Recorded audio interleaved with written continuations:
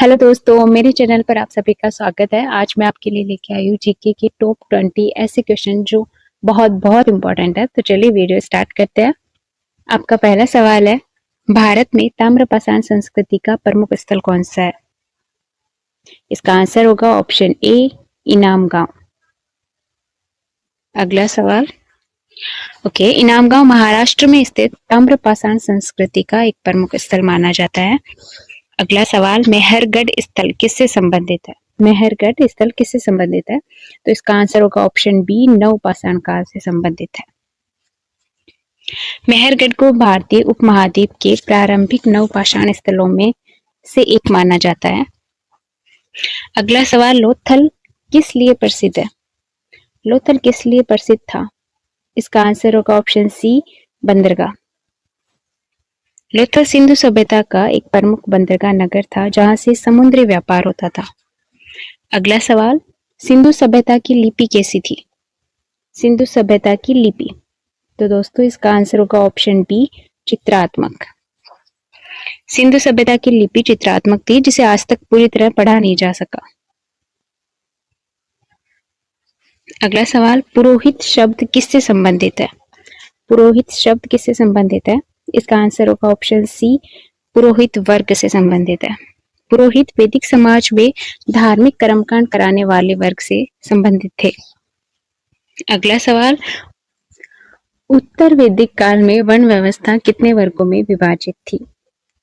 तो इसका आंसर होगा ऑप्शन सी, 4। उत्तर वैदिक काल में समाज ब्राह्मण, क्षत्रिय, वैश्य और शूद्र 4 वर्गों में विभाजित था। अगला सवाल, पानीपत का प्रथम युद्ध कब हुआ था? पानीपत का प्रथम युद्ध कब हुआ था? तो इसका आंसर होगा ऑप्शन ए, 1526। ये युद्ध बाबर और इब्राहिम लोदी के बीच में लड़ा गया था जिससे मुगल शासन की स्थापना हुई थी। अगला सवाल, अकबर के 9 रत्नों में कौन शामिल नहीं था? अकबर के 9 रत्नों में कौन शामिल नहीं था? तो इसका आंसर होगा ऑप्शन डी, चाणक्य। चाणक्य मौर्य काल के विद्वान थे जबकि अकबर के 9 रत्न मुगल काल से संबंधित थे। आपका अगला सवाल है, असहयोग आंदोलन कब शुरू हुआ? असहयोग आंदोलन कब शुरू हुआ था? इसका आंसर होगा ऑप्शन सी, 1920। असहयोग आंदोलन महात्मा गांधी के नेतृत्व में 1920 में शुरू हुआ था। आपका अगला सवाल, भारत छोड़ो आंदोलन कब शुरू हुआ? भारत छोड़ो आंदोलन, इसका आंसर होगा ऑप्शन सी, 1942। भारत छोड़ो आंदोलन अगस्त 1942 में शुरू हुआ था। अगला सवाल, भारत का नेपोलियन किसे कहा जाता है? भारत का नेपोलियन, इसका आंसर होगा ऑप्शन बी, समुद्रगुप्त को। समुद्रगुप्त की सैन्य विजय के कारण ही उन्हें भारत का नेपोलियन कहा जाता था। अगला सवाल, शेर ए पंजाब की उपाधि किसे दी गई थी? शेर ए पंजाब की उपाधि, तो इसका आंसर होगा ऑप्शन सी, रणजीत सिंह।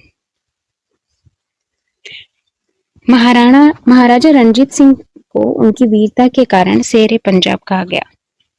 अगला सवाल, आजाद हिंद फौज के संस्थापक कौन थे? आजाद हिंद फौज के संस्थापक, इसका आंसर होगा ऑप्शन सी, रास बिहारी बोस। आजाद हिंद फौज की स्थापना रास बिहारी बोस ने की थी। बाद में नेताजी सुभाष चंद्र बोस ने इसका नेतृत्व किया। अगला सवाल, डायरेक्ट एक्शन डे कब मनाया जाता है? डायरेक्ट एक्शन डे कब मनाया जाता है? तो इसका आंसर होगा option B, 1945। Sorry, option C होगा इसका आंसर, 1946। डायरेक्ट एक्शन डे जो है वो 16 अगस्त 1946 को मनाया जाता है। अगला सवाल, हड़प्पा संस्कृति का काल लगभग क्या माना जाता है? तो इसका आंसर होगा ऑप्शन बी, 2500 से 1750 ईसा पूर्व। यही काल सिंधु घाटी सभ्यता का विकसित चरण माना जाता है। आपका अगला सवाल है, राजतरंगिणी के लेखक कौन थे? राजतरंगिणी के लेखक, इसका आंसर होगा ऑप्शन बी, कालन। राजतरंगिणी कश्मीर के इतिहास पर आधारित ग्रंथ है। इसमें कश्मीर का इतिहास बताया हुआ है।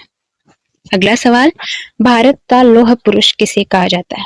भारत का लौह पुरुष, तो इसका आंसर होगा ऑप्शन सी, सरदार पटेल।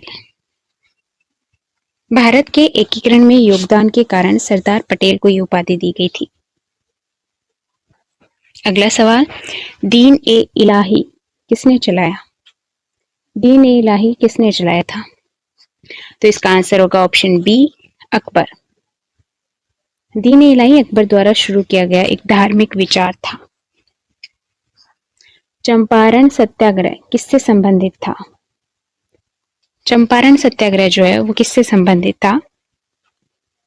तो इसका आंसर होगा ऑप्शन बी, नील की खेती। ऑप्शन बी, नील की खेती। अगला सवाल, यह आंदोलन नील की जबरन खेती के विरोध में किया गया था। अगला सवाल, प्लासी का युद्ध कब हुआ था? ये आपका लास्ट क्वेश्चन है, प्लासी का युद्ध कब हुआ था? अगर आपको इसका आंसर आता है तो कमेंट में जरूर बताएं।